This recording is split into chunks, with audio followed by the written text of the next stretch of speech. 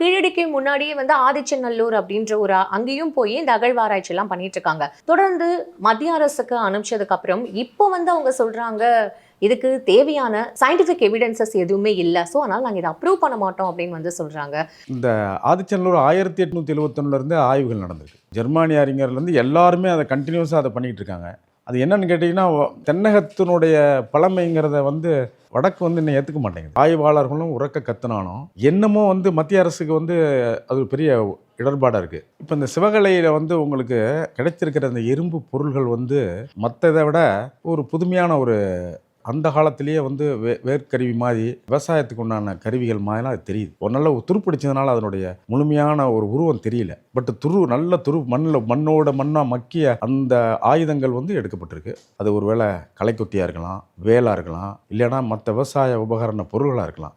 ஏதோ இந்த மாதிரி பொருள்களை வந்து இப்போ நமக்கு வந்து சிவகலையில் எடுத்திருக்காங்க தூத்துக்குடியில்.